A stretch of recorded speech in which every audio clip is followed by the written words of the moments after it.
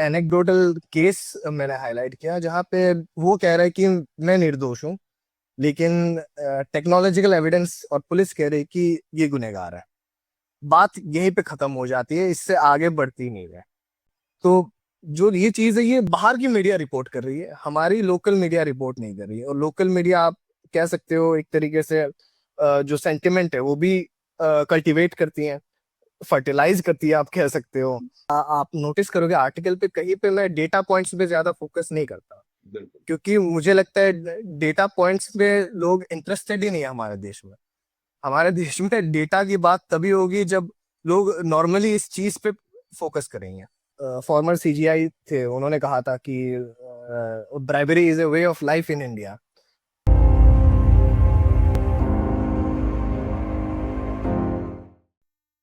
नमस्कार, मैं हूं नीतीश त्यागी और आप हैं हरकारा डीप डाइव पर।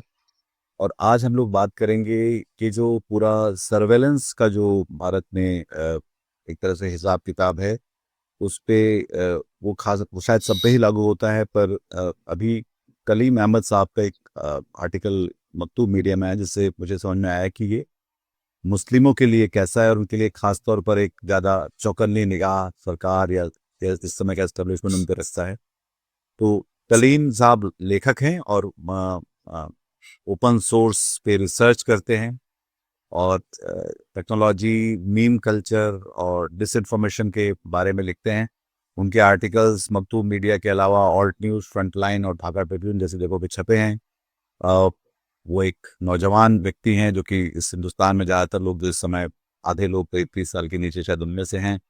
और हम उनसे इस आर्टिकल के जरिए समझना चाहते थे कि कैसे उन्होंने एक तो ये विषय कैसे चुना और किस तरह से उनकी जो रोज की जिंदगी है, रोजमर्रा की जो जिंदगी है उसमें सर्वेलेंस किस तरह से उनके जीवन में आता है और उसका उसका असर पड़ता है। सलीम, आपका स्वागत है, आप बताएं। जी, सबसे पहले तो शुक्रिया मुझे इस शो पे बुलाने के लिए। मैं माफी चाहूंगा अगर मैं बीच बीच में कुछ अंग्रेजी वर्ड्स यूज करूं, जो मैं प्रेफर नहीं, वो करता हूं ठीक कि है। यूज ना करूं, बट नहीं, कोई बात जी। नहीं, जो अगर आसानी से समझ में आनी चाहिए बात जो है, तो अब हम लोग किस किस को अगर छांटने बैठेंगे तो हम कितना हिंदी करेंगे, कितना उर्दू करेंगे, फिर कितनी सारी जुबानें हमारी हैं, फिर अंग्रेजी भी अब हमारी एक तरह से हो ही चुकी है। तो उसको लेकर कोई जी। दिक्कत नहीं, आप अपनी बात आराम से कहें। अगर कुछ ऐसा लगेगा तो मैं आपसे समझ लूंगा उसको क्या है, कैसे करना है। मैं अनुवाद का काम भी करता हूँ तो मैं कुछ कुछ शायद मदद कर पाऊँ इस। बताइए। जी, शुक्रिया सब। शुक्रिया मुझे बुलाने के लिए इस शो पे। दरअसल मैंने जो ये आर्टिकल जब लिखने की कोशिश की एज ए लेखक, जो है हम कुछ ऐसे सब्जेक्ट्स को पकड़ते हैं जो आपके थोड़े दिल के करीब हो, जो जिसके बारे में आप आसानी से लिख सकते हो। थोड़ा इजी रास्ता है, लेकिन मुझे लगा कि ये जो टॉपिक है, और ये टॉपिक काफी समय से मेरे दिल पे है, तकरीबन 3-4 सालों से मेरे मतलब जहन में है। मुझे याद है मैं यहीं गुवाहाटी में अपने एक मित्र के साथ बात कर रहा था इसके विषय में। जो मैं आर्टिकल की शुरुआत में कहता हूँ कि जो मेरे वालिद हैं, वो नहीं जी। चाहते थे कि मैं किसी प्रोटेस्ट में पार्टिसिपेट करूं। एंड इंटेंशनली मैंने मतलब चाह के लोकेशन मेंशन नहीं किया कहीं पे। मैं नहीं चाहता किसी जगह का नाम बदनाम हो। तो यही था कि जहां मैं पला बड़ा वहां पे सिचुएशन सही नहीं थी। माहौल काफी बिगड़ा हुआ था, लोगों के बीच झगड़े चल रहे थे, जिसे रीजनलिस्ट शोविनिज्म कहते हैं अंग्रेजी में। तो कभी लैंग्वेज को लेके था, कभी रिलीजन को लेके था, ये भी थी। तो एक चीज है कि जब ऐसे हालात में आप बड़े होते हैं, आपका पॉलिटिकल अंडरस्टैंडिंग बहुत जल्दी आ जाता है। तो ये सब चीजें कम से कम 10 साल की उम्र में मैं समझ गया था कि चलो मैं थोड़ा अलग दिखता हूँ, मेरी भाषा थोड़ी अलग है, और थोड़ा बहुत डिस्क्रिमिनेशन हो रहा है जो स्कूल में भी होता है, आम मतलब ट्यूशन में भी हो रहा है आपके साथ। तो ये चीज मेरे जहन में थी काफी टाइम से। बट जो ये फोटो आपका अपलोड हो जाएगा फेसबुक पे। ये सर्वेलेंस वाली चीज तभी आई मेरे जहन में जब मेरे एक नेबर थे, उनके साथ ये हुआ कि वो भावुक हो गए और कमेंट्स में उन्होंने काफी अभद्र लैंग्वेज में चीजें लिखी थी। तो उसके बाद जो ये मॉब है, वो आ गए उनके घर, पूरी जुलूस आ गई और उनको उठा ले गई और उनका काउंसलिंग हुआ। और अल्टीमेटली डिसाइड हुआ कि वो फाइन भरेंगे और कुछ समय के लिए शहर छोड़ देंगे। तो मेरे जो वालिद है उन्होंने ये चीज पॉइंट आउट किया कि आप लोग आजकल फेसबुक पे एक्टिव है, ये 2014-15 का समय है, तो मैं 14-15 साल का ही रहूंगा, तो ये सब मत लिखा करें। फिर हुआ कि ऐसे प्रोटेस्ट के फोटोज आ रहे हैं ऑनलाइन, तो फिर मेरे अंदर डर बैठ गया कि अगर ये हो सकता है तो मैंने थोड़ा एक्सट्रापोलेट किया उस कनेक्शन को कि ये भी हो सकता है और जो पूरा मॉब आपके घर आ सकती है। तो ये चीज मैंने अपने फ्रेंड को बताई 1-2 साल पहले कि ऐसे ऐसी चीजें हैं, और हम नॉर्मली डिस्कस कर रहे थे सर्वेलेंस के बारे में कि इंडिया में एक सर्वेलेंस का कल्चर ऑलरेडी प्रेवलेंट है। सर्वेलेंस उस तौर पे नहीं जो जैसे लोग समझते हैं कि जो सिक्योरिटी एस्टेब्लिशमेंट करती है उस तरीके से नहीं कि पुलिस आ रही है या वैसे नहीं। जैसे अगर आप एक महिला है तो आपका मोबाइल चेक होता है। ये बहुत कॉमन चीज है जो जो हम मर्द जात इग्नोर कर देते हैं। बट हमारे लोग ऐसे भी लोग हैं हमारे बीच जो एक उनके अंदर एक सेंस ऑफ अथॉरिटी है कि अगर उनकी बहनें हैं उनका फोन चेक होगा, अगर उनकी बीवी है उनका फोन चेक होगा। तो वो जो कॉन्सेप्ट है कि एक इंडिविजुअल है, या एक अकेला इंसान है और उनका अपना एक राइट्स होता है, वो हमारे लिए एक तरीके से एक क्या कहते हैं, एक फिक्शन है। तो वो ऑलरेडी प्रेवलेंट है। या फिर आप कहीं अगर घर ढूंढने जा रहे हैं, दिल्ली की बात है, आप अगर दिल्ली में कहीं घर ढूंढोगे तो आपका या तो पहले धर्म पूछा जाएगा या आपका कास्ट पूछा जाएगा, और उसके बाद भी आपको अगर घर मिल गया तो कभी कभी ऐसा भी होता है, मैंने कहीं सुना है, जो लैंडलॉर्ड होते हैं वो घर के बाहर आके चप्पल काउंट करते हैं कि आपके घर में अगर ज्यादा गेस्ट है तो शायद अगले महीने का आपका वाटर बिल बढ़ा देंगे। जबकि ये सब चीजें सेंस नहीं बनता है लीगली भी कि वो आप अहमदाबाद तो में मैं रहा टेनेंट हूँ है आप। अहमदाबाद में मैं रहा हूँ, वहाँ तो ये भी पूछते हैं कि आप खाना क्या खाते हैं, और आप, तो वो भी एक सवाल हो जी जाता है। और चाहे आप हिंदू हो या मुसलमान हो, और मुसलमानों के साथ तो खैर खासी तौर पे भेदभाव दिखलाई पड़ता ही है। अ, जी, मुसलमान और वकीलों के साथ वकील भी बेचारे मजबूर हैं। दोपहर भी और कांग्रेस के कोई बदत्तर हैं, लगता है कि इनको जो है मुसीबत मोल लेने की तरह देखते हैं खास तौर पे, मतलब अ, पर ये जो खैर सर्वेलेंस के बारे में ही आप बताए थे कि अगर हम सुबह से शाम तक सोचें हमारी जो जिंदगी है, अ, आप उठते हैं से लेकर जी सोते हैं, इसके बीच में आपके बहुत सारे काम हैं जो मोबाइल से होते हैं, इसके बीच बहुत सारी जगह पे आप ओटीपी देते हैं, बात करते हैं, अ, आप गाहे बगाहे वेबसाइट्स खोलते हैं, इसके बीच आप अपने कई जगह आधार कार्ड जमा करवाते हैं, दिखाते हैं।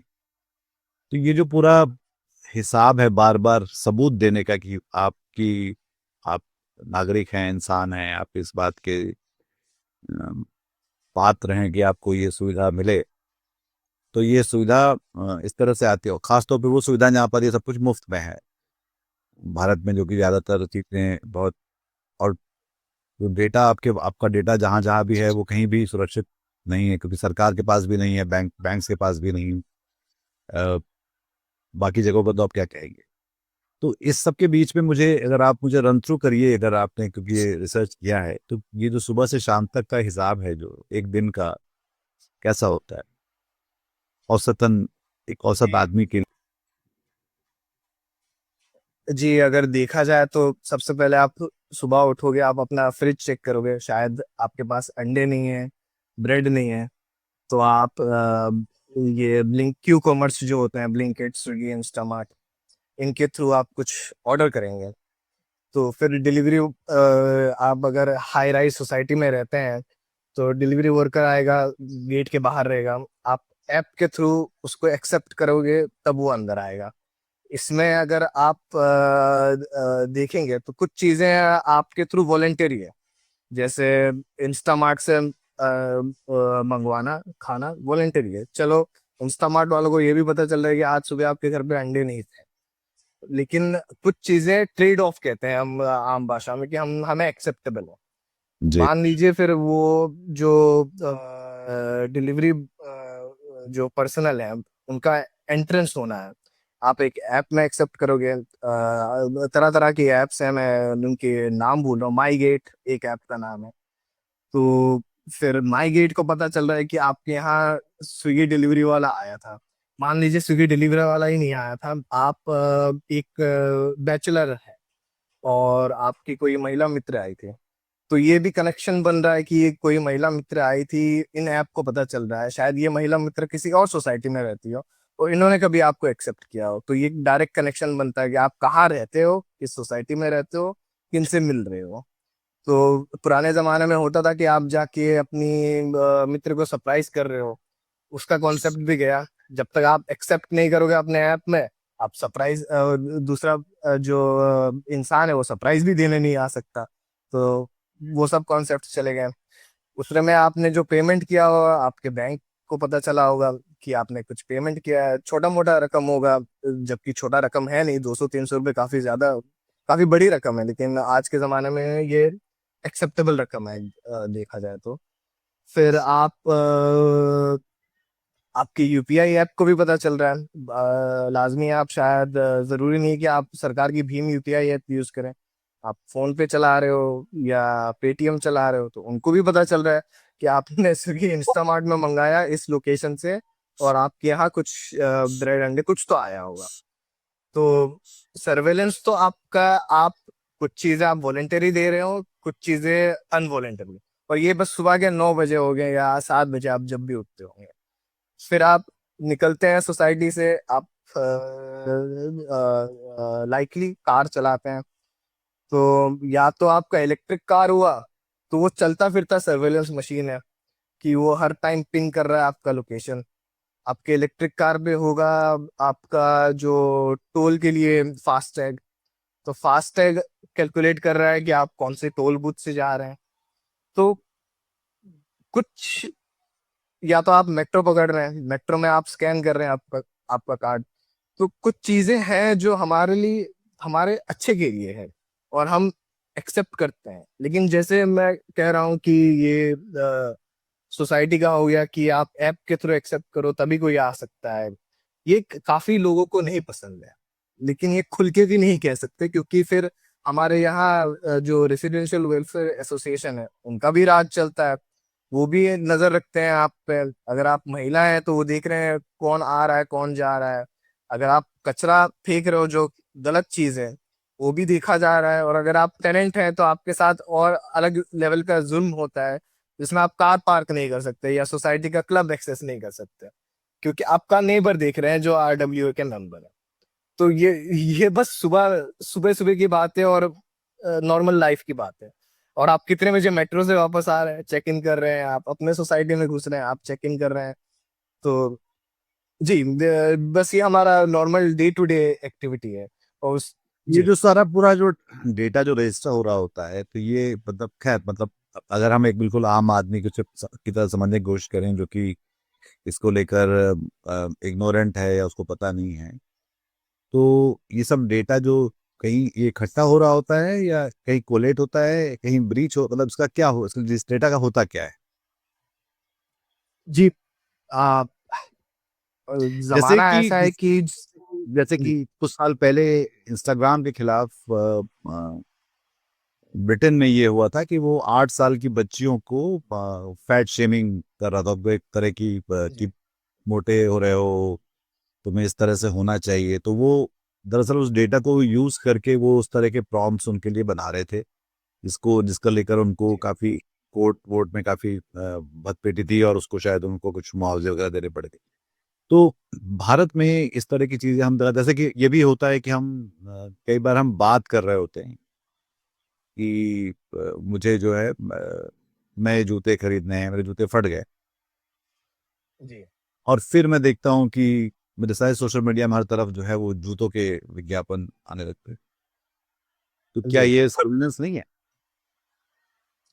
जी, ये सर्वेलेंस है। और कई सालों तक तो ये हो रहा था कि जो एप्स होते हैं इनके पास इतना एक्सेस था कि वो जो कहते हैं ईव्सड्रॉप करते थे आपके बातों पे। और ये अभी भी होता है। जैसे अगर मैं आपको इसको सर्वेलेंस ही कहा जा सकता है कि सिंपल चीज है। मैंने आपको ट्विटर से एक लिंक भेजा, आपने वो लिंक ओपन किया, तो वो जरूर टैग कर रहा है कि कहाँ से ये लिंक आया और कौन ओपन कर रहा है। एक तरीके से वो एक कनेक्शन बनाते हैं, एक नेटवर्क बनाते हैं कि हमारे और आपके बीच कुछ रिलेशन है। वो जरूरी नहीं है कि एग्जैक्ट जो रिलेशन है उनको पता है, लेकिन कुछ रिलेशन है जो ये लिंक शेयर हुआ है, जो छोटा मोटा इसको मेटा डेटा कह सकते हैं। जो एक तरीके से आप ऐसे समझ सकते हो कि लिंक के पीछे का डेटा जिसके थ्रू आपको ट्रैक किया जाता है। या अब जैसे कह रहे थे कि ऐड आने लगा है फोन पे, आजकल ये थोड़ा कम हो गया है। जो मतलब नॉर्मल भाषा में अगर आप डे टू डे एक्टिविटी पे बात कर रहे हैं और आपका फोन साइड में है, क्योंकि जो फोन कंपनीज हैं जैसे एप्पल हो गया या गूगल पिक्सल वगैरह हो गया, उनको पता चल गया कि ये हो रहा है। और उनका एक सेलिंग पॉइंट ये है कि वो आपको प्राइवेसी गारंटी करना ब्लॉक चाहते हैं। ब्लॉक ब्लॉक करते हैं वो उसको। जी। जी, आजकल वो ब्लॉक कर देते हैं, इतना हाई लेवल एक्सेस नहीं मिलता है, लेकिन एक जमाने में मिलता था। लेकिन फिर आप जरूर इंस्टाग्राम पे चैट कर रहे होंगे, वो जरूर होगा एंड टू एंड एनक्रिप्टेड आज के जमाने में, बट एक जमाने में नहीं था। 1-2 साल पहले की बात है। तो आपको एड्स आते थे। तो इसको डेफिनेटली आप सर्वेलेंस कह सकते हो, इसको सर्वेलेंस कैपिटलिज्म कहते हैं नॉर्मल लैंग्वेज में। जिसके थ्रू आपको फिर एड्स बॉम्बार्ड किए जाते हैं, आपको ट्रैक किया जाता है एक वेबसाइट से दूसरा वेबसाइट, एक लिंक से दूसरा लिंक। तो अह, जी, अगर एकदम टू द पॉइंट कहूँ मैं तो ये सर्वेलेंस ही है। तो उसमें जैसे आपने कहा कि एक सर्वेलेंस तो ठीक है कि एक उसको हम हमको मॉनिटरिंग कहना चाहिए, चलो मॉनिटर करते हैं उसको, उसका एक प्रोडक्टिव इस्तेमाल करने की कोशिश करते हैं, जो कि इसको आप कहते हैं कि हेल्दी सर्वेलेंस है, ऐसी कोई चीज हो। और जो दूसरा जी पक्ष है जहाँ पे जिसके बारे में मैं सुनना चाहता कि तो खतरनाक सर्वेलेंस क्या है एक आम आदमी के लिए हिंदुस्तान में? जी, खतरनाक सर्वेलेंस थोड़ा मुश्किल है इंडिया में डिफाइन करने के लिए। क्योंकि एक जो डिस्कोर्स में मैच्योरिटी होती है वो हमारे देश में अब तक नहीं आई सर्वेलेंस को लेके। जैसे अगर आप यूके की बात कर रहे थे, या अगर आप यूएस की बात करें, या पूरे यूरोपियन यूनियन की बात किया जाए, तो एक जमाना था फेसबुक पे कि 2010 की बात है ये। जो आप फेसबुक पे अपना फोटो अपलोड करते थे, तो वो ऑटोमेटिकली फोटो में लोगों को आइडेंटिफाई करता था और रेकमेंड करता था कि इन्हें टैग कर दीजिए। वो चीज कहीं कहीं यूएस के स्टेट्स में पाया गया कि इलीगल है। क्योंकि फेसबुक अपना जो एल्गोरिदम है ट्रेन करने के लिए आपके ही फोटोज वो स्क्रैप कर रहा था, मतलब बल्क में डाउनलोड करके अपना मॉडल डिजाइन कर रहा था।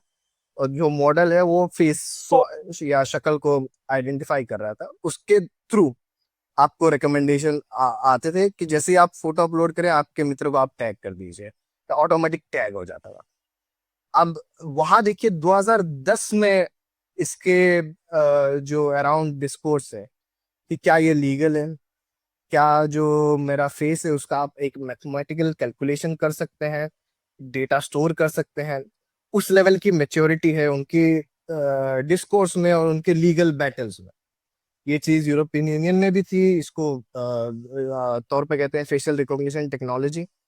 लेकिन ये जो डिस्कोर्स है ये इंडिया में ये थोड़ा थोड़ा मिसिंग है। और उस लेवल का मेच्योरिटी आने के लिए काफी, क्या कहते हैं, हमारे जैसे प्रिविलेज्ड लोगों को डिफ्यूज करना पड़ेगा लैंग्वेज ताकि आम आदमी भी उठा सके और उनके अंदर भी डिस्कोर्स का मेच्योरिटी आए, तब जाके कुछ आगे की बात हो सके। हाँ, मोटे तौर पे ये भी है कि जैसे कि आपके जितने सीक्रेट्स आपके मोबाइल फोन में हैं, उतने शायद कहीं भी नहीं हुए। तो जाहिर जी तौर पे वो एक अपने आप, और वो एक नेटवर्क जगह है, तो वो हमेशा पता नहीं कितनी सुरक्षित रह सकती है, शायद कलीम बताएंगे। पर ये जो आपने जो पीस लिखा था कलीम, ये मुस्लिमों के साथ जो सर्वेलेंस का जो मामला है, और ये मामला सिर्फ एक रोजमर्रा की जिंदगी वाला भी शायद नहीं है, क्योंकि कई तरह से, कई अलग अलग तरीके से उन पे निगाह रखी जाती है। और उसमें स- अ, हम देख सकते हैं कि लोगों का काफी लोग उसमें शामिल है, समाज शामिल है, उसमें सरकार शामिल है, और उसमें टेक्नोलॉजी भी शामिल है। तो इन तीनों को जब आप जी देखते हैं, वो जो आपने पीस लिखा भी था, तो उसमें से क्या निकल कर आया, अगर हमारे दर्शकों को बता सको तो। जी, सबसे पहले तो मैं ये कहना चाहूंगा कि जो एक नेशनल सिक्योरिटी एंजाइटी है, जो एक तरीके से उलझन है देश के अंदर सिक्योरिटी को लेके, वो हर आम आदमी समझ सकता है, देश का मुसलमान भी समझता है कि देश को खतरा है। ये नॉर्मल सी बात है। और सिर्फ हमारे देश को नहीं, हर देश को कुछ ना कुछ खतरा होता है। फंडामेंटलिस्ट लोग हैं, होते हैं देश में, और फंडामेंटलिस्ट लोग एक धर्म से नहीं होते, कई धर्मों से भी हो सकते हैं। और जरूरी नहीं कि वो धर्म से भी हो। कभी कभी उनका फंडामेंटलिस्ट आइडियोलॉजी क्या कहते हैं, एक्टिविज्म को लेके, जैसे एनवायरमेंटल एक्टिविज्म को लेके भी आ सकता है अंदर। तो ये नेचुरल चीज है। अब जो मुसलमानों को लेके जो सर्वेलेंस की बात है, वो अगर आप आर्टिकल में जो मैंने मेंशन किया है, एक है विधि सेंटर, ये एक थिंक टैंक है जो सरकार के साथ काफी क्लोज है। वो उनके अपने रिपोर्ट में कंक्लूड कर रहे हैं कि जो कैमरा के थ्रू फेशियल रिकॉग्निशन सर्वेलेंस होता है, वो डिसप्रोपोर्शनेटली मुसलमानों को ही इफेक्ट करेगा। ये वैसी चीज होगी, ये एक तरीके से पैराडॉक्स हो गया। अगर आपको क्राइम ढूंढना है और आप सिर्फ क्राइम ही ढूंढ रहे हो, और आपका फोकस है कि चलो हम मुसलमान एरिया में ही ढूंढेंगे क्राइम, तो आपको सिर्फ मुसलमान एरिया से ही क्राइम मिलेगा। जाहिर ये तौर जाहिर तौर पे ये कुछ हाई पे, ये जैसे कि डायमेंशनल। क्रेडिट कार्ड अगर जब आप मानने जाएंगे, तो शायद अगर आप वो आपके इलाके देखेंगे, और इलाकों में अगर ऐसे इलाके दिखलाई देंगे जो कि मुस्लिम कॉलोनीज के हैं, तो शायद आपको मिलने में दिक्कत होगी। ये भी एक, मतलब अनसेड, या एक तरह का कॉमन समझ में सबको आता है कि ये दिखलाई। नॉलेज। जी तो मतलब सुविधाएं देने में रोकना उनको, और जहाँ पे परेशान करना हो, वो ज्यादा एग्रेसिवली उसको वहां उन इलाकों में परस्यू करना, ये आप कह रहे हैं। जी जी। तो ये कुछ हाई साइंटिफिक कॉन्सेप्ट नहीं है, नॉर्मल चीज है। आप जहाँ लाइट को प्रकाश करोगे वहीं आपको चीजें दिखेंगी। तो अब आर्टिकल में मैंने मेंशन किया दिल्ली राइट्स को, जहाँ पे कई लोग कहीं प्रॉपर्टी डैमेज हुए, कहीं लोग मरे, और इन्वेस्टिगेशंस अभी भी चल रहे हैं जो पुलिस परस्यू कर रही है। तो मैं एग्जैक्ट आंकड़ा भूल रहा हूँ, लेकिन पुलिस अपने में एडमिट करती है रिपोर्ट्स में कि जो इन केसेस वो परस्यू कर रहे हैं और जिन पे उन्होंने आइडेंटिफाई किया है, मैं एग्जैक्ट वर्ड भूल रहा हूँ, लेकिन आप कह सकते हो जो क्रिमिनल्स हैं, कोट अनकोट, उनको उन्होंने आइडेंटिफाई किया फेशियल रिकग्निशन के थ्रू। अब जाहिर सी बात है कि कोई कह रहा है कि मैं मासूम हूँ, मैं वहां था ही नहीं, और पुलिस कह रही कि नहीं, ये वहीं पे थे। हमारा जो टेक्नोलॉजी है वो कह रहा है कि वो वहीं पे थे। अब जो मैंने कहा था, एक मेच्योरिटी है ये सब चीजों को लेके, वो मेच्योरिटी इन डिस्कोर्स को लेके मिसिंग है हमारे देश में। क्योंकि अगर आम मीडिया अगर रिपोर्ट करे इसे, तो कट टू कट पुलिस की बातें रिपोर्ट करेंगे। बिल्कुल। जबकि एक हाईली मेच्योर सोसाइटी में जो मीडिया है वो प्रोब करेगी कि आपका जो टेक्नोलॉजी वो कितना करेक्ट है। और कितने परसेंटेज के बेसिस पे आप कह रहे हो, कॉन्फिडेंट हो कि यही थे, यही क्रिमिनल है? तो हर देश में अपना एक बार होता है। मैं एक ओपन सोर्स इन्वेस्टिगेटर हूँ। मैं खुद कभी कभी फेशियल रिकॉग्निशन यूज करता हूँ आइडेंटिफाई करने के लिए कहीं कहीं जो प्रोबेबल ह्यूमन राइट्स वायलेशन हो रहे हैं। मान लीजिए बांग्लादेश को लेके पिछले साल जो हुआ था, मैं उसको इन्वेस्टिगेट कर रहा था। अब वहां पे मैंने एक पुलिस अफसर को आइडेंटिफाई किया एक जगह पे। मैंने फेशियल रिकग्निशन यूज किया। फेशियल रिकग्निशन हाई प्रोबेबिलिटी दे रही थी कि यही है। कुछ 90 कुछ दे रही थी, 98 पॉइंट समथिंग।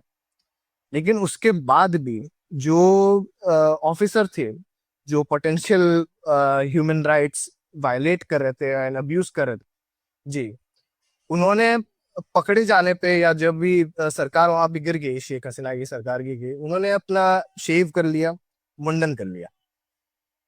अब टेक्नोलॉजी होने के बाद भी जो 99 पॉइंट 98 पॉइंट समथिंग कॉन्फिडेंस से कह रही थी ये यही है, मैं इसको एक रिपोर्ट में इंक्लूड नहीं कर सकता। अगर ये मान लीजिए किसी ट्राइब्यूनल पे गई, इसको फेंक दिया जाएगा उठा के, क्योंकि आप सिर्फ एक टेक्नोलॉजी के बेसिस पे कंक्लूड कर रहे हो कि यही थे।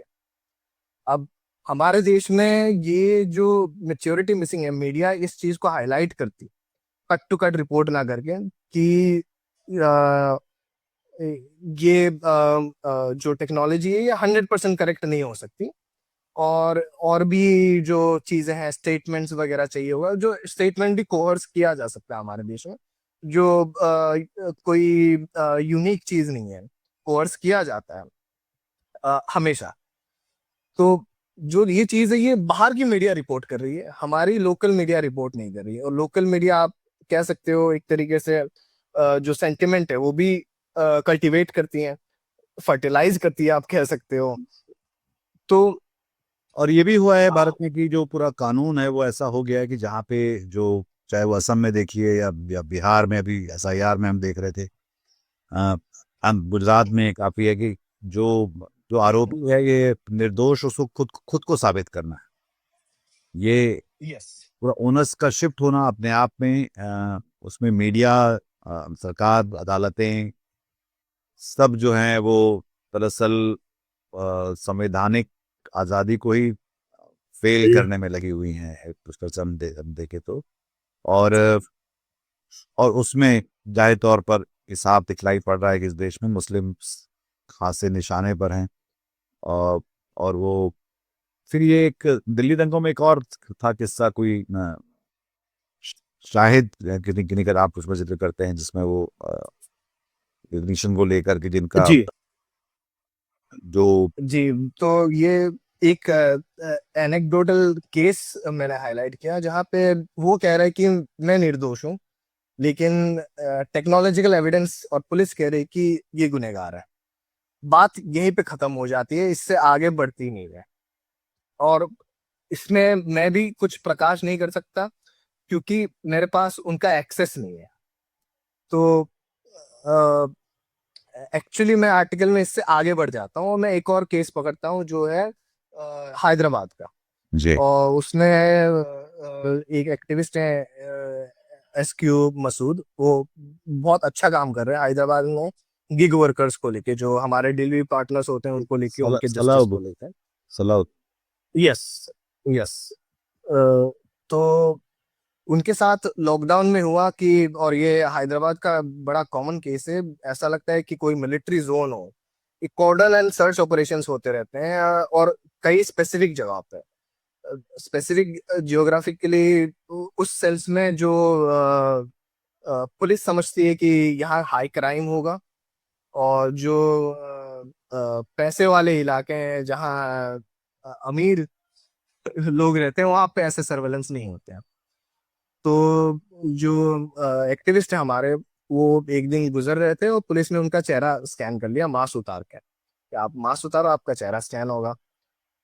और बस उन्होंने एक तरीके से प्रोटेस्ट किया कि ये तो इलीगल भी नहीं कह सकते, हमारे देश में काफी चीजें इलीगल है।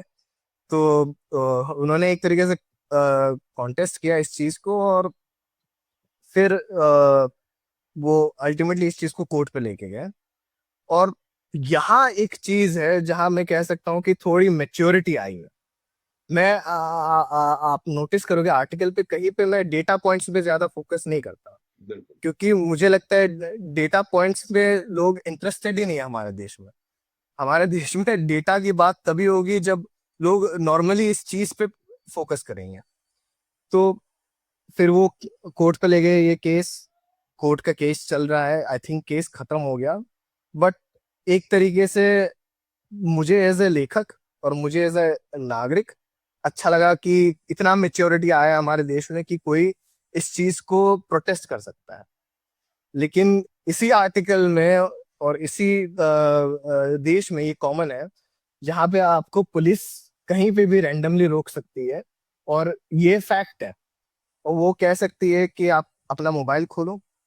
आप मोबाइल खोलोगे। अब इसी चीज का मैं एक एग्जांपल दूंगा, मेच्योरिटी है यूएस वगैरह पे, कि आप अगर पिन लगाओगे अपने फोन पे, जैसे आपका कुछ भी कोड हो गया, तो पुलिस आपको कोड नहीं कह सकती कि आप खोलो। लेकिन आपके उसमें बायोमेट्रिक हुआ या फेशियल रिकग्निशन हुआ, तो पुलिस आपका फोन पकड़ के खुलवा सकती है आपसे।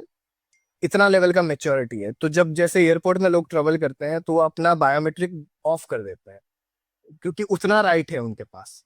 हमारे देश में उतना राइट है नहीं है। पुलिस आपको पकड़ के बोल सकती है आप अपना पिन डालिए, फोन खोलिए, व्हाट्सएप खोलिए, और हम सर्च करेंगे आपके व्हाट्सएप में कुछ अगर गलत मिला। और अगर गलत मिला आप फिर आप जाहिर सी बात है, जो हमारे जो फॉर्मर सीजीआई थे उन्होंने कहा था कि bribery is a way of life in India. तो आप ब्राइब करोगे पुलिस को, तो गलत भी पुलिस ना, भी गलत चालाक है। गलत गलत हम तय करेंगे कि वो गलत है कि नहीं है। तो वो कोई कोर्ट नहीं, हम ही अदालत है जो तय कर, पुलिस को तय करेगी कि ये गलत है या नहीं है।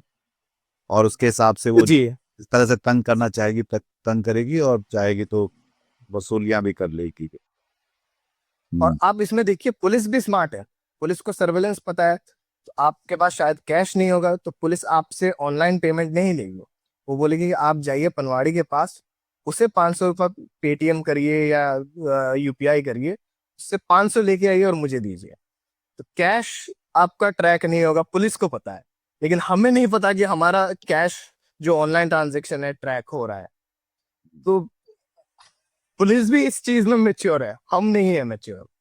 हम्म। जी।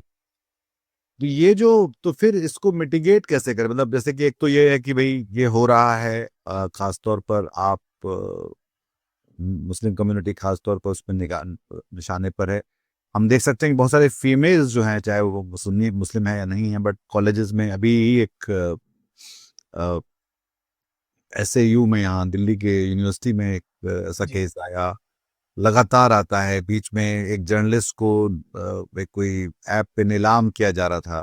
उसका आपको पता ही होगा। जी। जी। जी। बहुत बढ़िया पत्रकार हैं वो। तो ये जो पूरा लगातार हो रहा होता है, तो ये मतलब इसका इसका रास्ता क्या है? मतलब इसमें एक कि हम निजी तौर पे क्या क्या कर सकते हैं, दूसरा कि जैसे कि साइबर लॉज भी, मेरे ख्याल से जितने भी दर्शक ये देखेंगे शायद उनके कभी मोबाइल गुमे हो, वो शायद कभी वापस मिले हो। तो ये जो साइबर लॉ का भी जी। जो पूरा है, कि मुझे लगता नहीं कि इस देश में कितने सारे लोगों का डिजिटल अरेस्ट करके पैसा ले जाया गया। ये सब कोई देखने समझने वाला, कोई कोई उसका क्या बोलते हैं, इंसाफ तो सब में कहीं मिलता दिखता दिखता नहीं है। मतलब चाहे जितना भी बड़ा जी। सिस्टम कर ले। तो तो हम क्या करें, और इसमें और रास्ते क्या क्या हो सकते हैं आपके हिसाब से, फिलिप? जी। जो जो मैं बार बार कह रहा हूँ, एक जो भाषा की, जो डिस्कोर्स की मेच्योरिटी है, वो एक चीज कंप्लीटली मिसिंग है। सबसे फाउंडेशनल चीज वो हमारे अंदर आनी चाहिए। और बस हमारे अंदर ये नहीं कि नौजवानों के अंदर, जो बूढ़े हैं, एल्डरली है, उनके अंदर भी आना चाहिए। और जो एक सर्वेलेंस के तरफ जो हमारा एक अट्रैक्शन है कि नेबर के ऊपर सर्वेलेंस करना, चप्पल गिनती करना, या ये जो सोसाइटीज के एप्स होते हैं जो सिक्योरिटी के नाम पे इंस्टॉल किए जाते हैं, ये सब चीजें जो हैं थोड़ा थोड़ा हमें ये सब चीजों को एक तरीके से डिफ्यूज करना होगा कि जरूरी नहीं है आपका सोसाइटी में अगर कुछ क्राइम होने वाला है वो होगा, आपके पास ऐप हो या ना हो, मर्डर्स तो बंद नहीं हुए हैं, ये सब हो ही रहे हैं। तो उससे आप एक एडिशनल लेयर ऑफ सिक्योरिटी तो नहीं आ रहा है।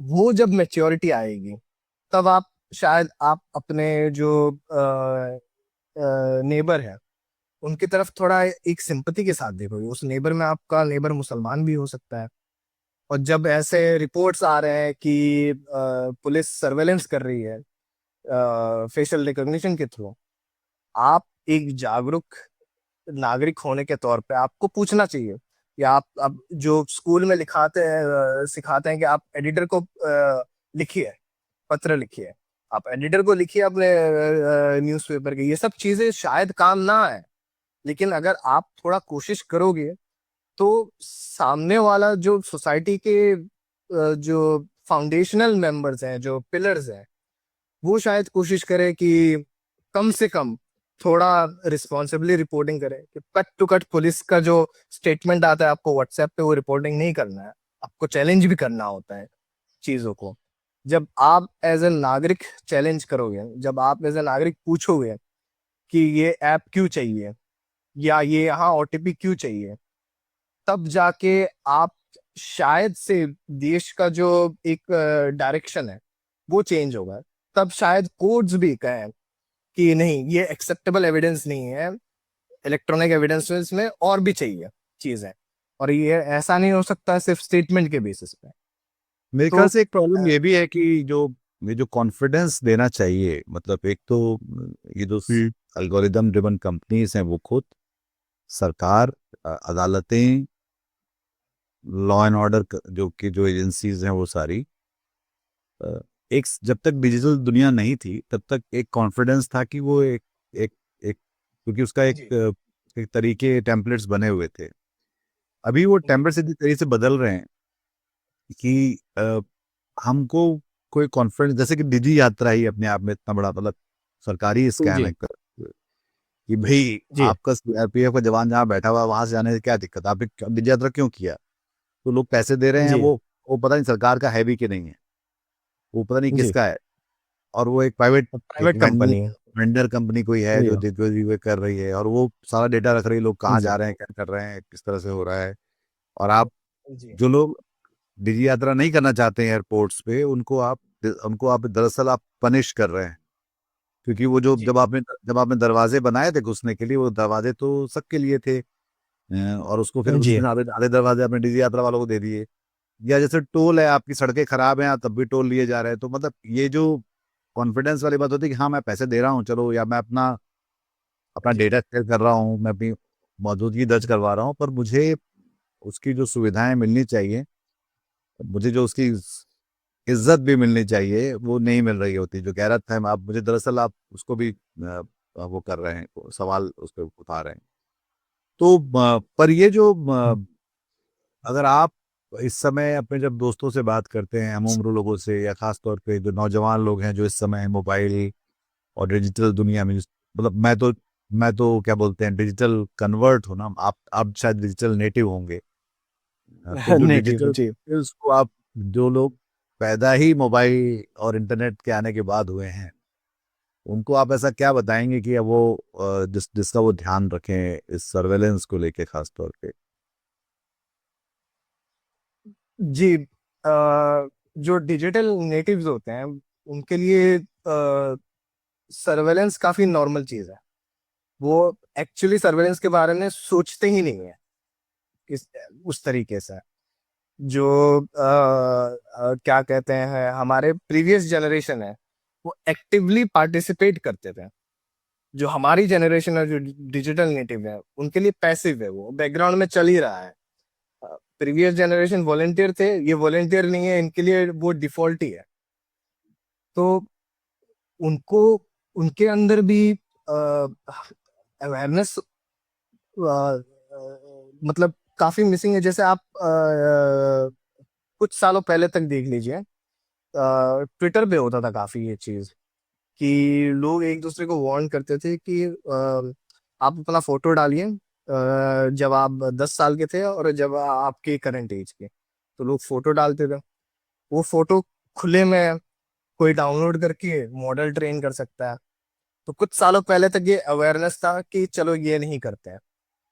अब वो चीज इतना नॉर्मल हो गया कि हम खुद से किसी एआई मॉडल को अपना फोटो दे रहे हैं, वो बोले आप मुझे साड़ी में दिखाइए कैसा लग रहा है, या मेरे हाथ में आप एक कुछ विस्की का बोतल पकड़ा दीजिए, मैं प्रैंक करूंगा इस चीज को लेके। तो हम वॉलेंटियर से हमारे लिए डिफॉल्ट हो गया ये। तो हम्म, ये एक्चुअली एक तरीके से उसी चीज का एक्सटेंशन है। जो मेच्योरिटी है हर जगह से मिसिंग है वो, जो प्रीवियस जनरेशन में भी मिसिंग थी, हमारे जनरेशन भी मिसिंग है। और हमारे जनरेशन के लिए तो नेटिव ही हैं हम इस चीज में।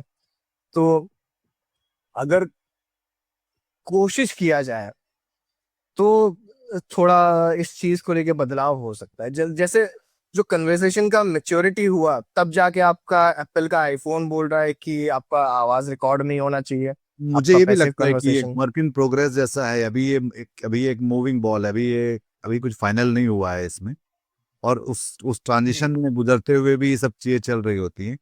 पर उसके बावजूद जैसे कि हम लोग देख रहे हैं यूरोप में और अमेरिका में जिस तरह की केसेस चल रहे हैं, जितने कि उनको मुआवजे भरवाने पड़ रहे हैं।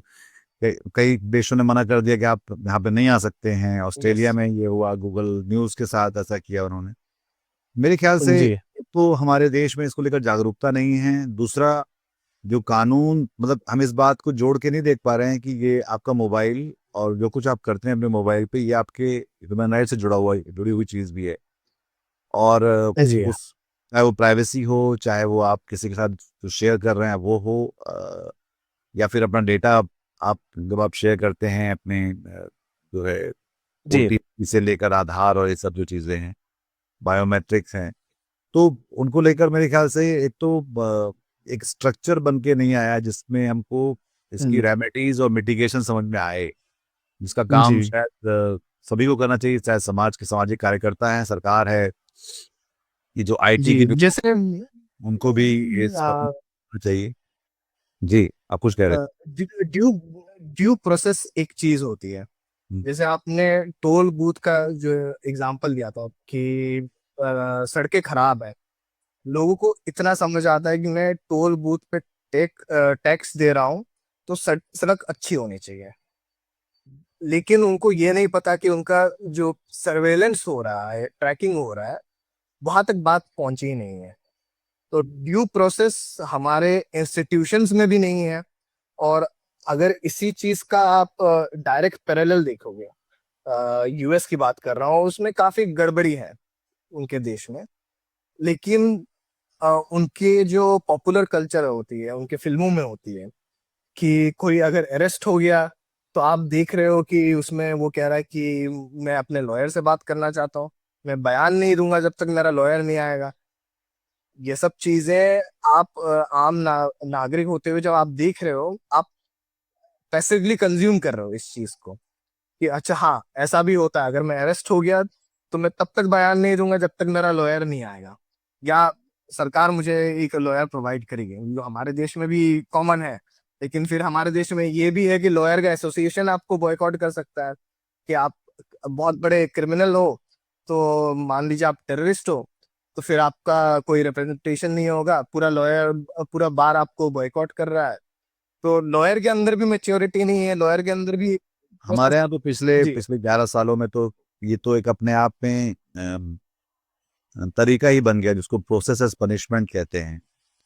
और जी खास तौर जी पर मुस्लिमों के साथ ये तो साफ साफ दिखलाई पड़ता है, जिसको लेकर मेरे ख्याल से अब वो पूरी दुनिया भी देख रही है और भारत में भी लोग देख रहे हैं इस बात को। तो ये बातचीत अच्छी रही कलीम। मैं आगे भी आपसे बात करूंगा इसके बारे में। ये एक बहुत महत्वपूर्ण विषय है, टेक्नोलॉजी और हम, और जिस तरह से वो हमारी जिंदगी को प्रभावित करती है। जैसे कि ये कितनी गजब की बात है कि हम कितनी सारी एप्स पे, चाहे वो सरकारी हों, चाहे वो व्यापार से जुड़ी हुई हों, चाहे वो इस तरह की हों जो इसको आप बता रहे हैं कि आरडब्ल्यूए से लेकर सड़क पर जो है, हम सब पे यकीन करते हैं और जी अपनी प्राइवेसी शेयर करते हैं एक तरह से उनके साथ में।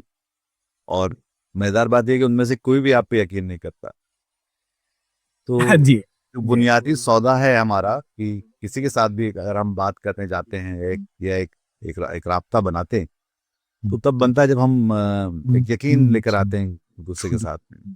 पर वो ये यकीन बिल्कुल एक तरफा है जो अभी तक जो दिखलाई पड़ता है, और क्योंकि वो भी हमारे सबके काम आ रहा है और क्योंकि वो भी वर्क इन प्रोग्रेस है, पर उम्मीद की जानी चाहिए कि इसको आगे बढ़ के इसमें ऐसे इसको बोलते हैं गार्ड रेल्स या सुरक्षा की का एक संरचना ऐसी बन पाए जिसमें लोगों को उनके अधिकार उनके ना छीन लिए जाए, उनके साथ ठगी ना हो, उनके साथ भेदभाव ना हो और उनको सिर्फ इसलिए तंग नहीं किया जाए क्योंकि उन्होंने उनके मोबाइल पे कुछ ऐसा कुछ हुआ था। बहुत शुक्रिया कलीम, हम लोग आगे भी बात करेंगे। आपको शुभकामनाएं, और आपको भी अगर ये प्रोग्राम पसंद आया तो इसको लाइक करिए, इस चैनल को सब्सक्राइब करिए और अपने हम ख्याल लोगों के साथ इसको साझा भी करिए। बहुत शुक्रिया, नमस्कार। शुक्रिया। आज की ताजा खबर, आज की ताजा खबर, आज की ताजा खबर। आओ काका जी इधर, आओ मामा जी इधर, सुनो दुनिया की खबर।